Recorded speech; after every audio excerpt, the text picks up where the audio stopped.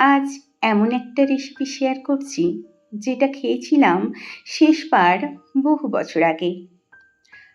আজ হঠাৎ করে মনে পড়ে গেল রয়েছে ঠাকুমার ছোঁয়াও, তাই সজনে ডাঁটা টাটা করার আগে বানিয়ে নিলাম, শেয়ার করছি আপনাদের সঙ্গেও। নিয়েছি সজনে ডাঁটা, যার গায়ের ছিলকাগুলো আমি খুব ভালোভাবে তুলে নিয়েছি।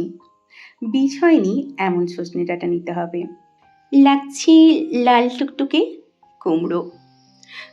কুমড়োটা লাল টুকটুকে হলেও এই যে দেখছো ছিলকাটা কিন্তু এখনো গ্রিন রয়েছে, তাই সবজিতে এই কুমড়োর ছিলকা খেতে আমার কিন্তু বেশ ভালো লাগে।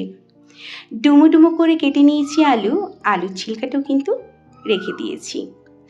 আমার আলুর যে ছিলকাগুলো বেশ পাতলা রয়েছে, তাই এই ছিলকা শুদ্ধ আলু সবজির টেস্টটাকে কিন্তু আরও বাড়িয়ে তুলবে। মাস্ট সর্ষের তেল নিতে হবে। সর্ষের তেল রেসিপিটিকে করে তুলবে আরও বেশি সুস্বাদু। রাইট ওয়েতে হিট হওয়ার পর তারপর আলুটা দিয়ে দিলাম। ঠিকঠাক হিট না হলে কিন্তু আলুটা ঘেঁটে হয়ে যেতে পারে। নুন আর হলুদ দিয়ে দিলাম আর ভালো করে মিশিয়ে নিচ্ছি। এরপর এটাকে আমি 5 মিনিট মতো লো ফ্লেমে ঢাকা দিয়ে কষিয়ে নেব। মিডিলে একবার খুলে একটু নাড়াচাড়া করে দিয়েছিলাম। দেখো কত সুন্দরভাবে কষানো হয়ে গেছে আর খুব ভালোভাবে এটা সেদ্ধও হয়ে গেছে। এই দেখো, চলো এবার তেল ছেঁকে সরিয়ে রাখছি। By the way, hello everyone, আমি শ্রাবন্তী। আমার হেসেলে তোমাদের জানাই ওয়েলকাম। আমি এই তেলেই কষিয়ে নেব সজনে ডাঁটা। সজনে ডাঁটা নরম নিয়েছি, তাই বেশিক্ষণ টাইম লাগবে না।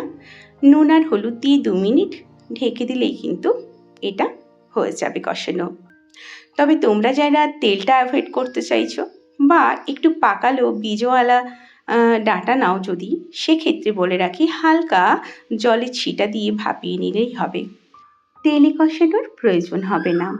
ডাঁটা আর কুমড়োর এমন একটা জুটি যেন গরমের দুপুরে এক শান্তির পথ।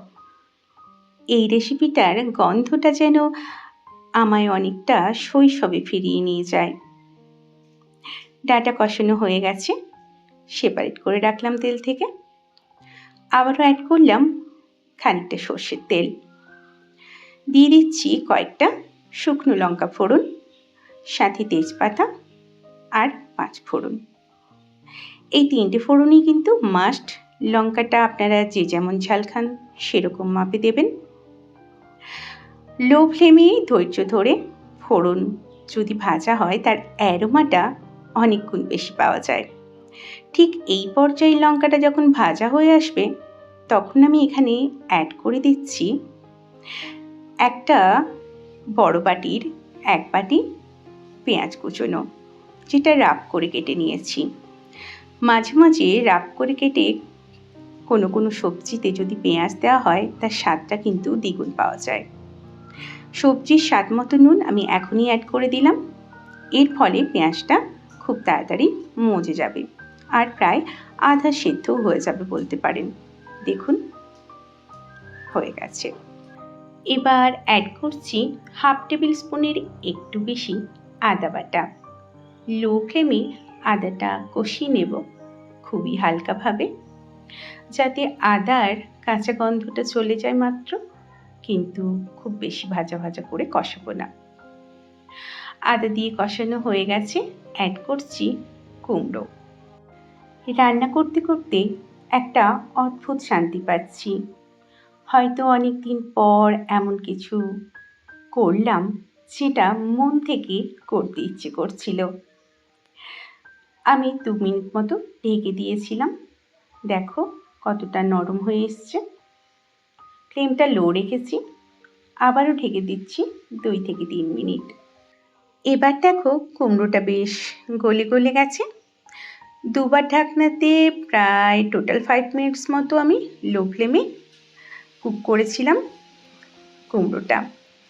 এরপর অ্যাড করে দিলাম কষিয়ে রাখা আলু, কষিয়ে রাখা সজনে ডাঁটা, স্বাদ ব্যালেন্স করার জন্য খানিকটা চিনি আর পরিমাণ মতো হলুদ। খুব ভালোভাবে এটাকে মিশিয়ে নিচ্ছি।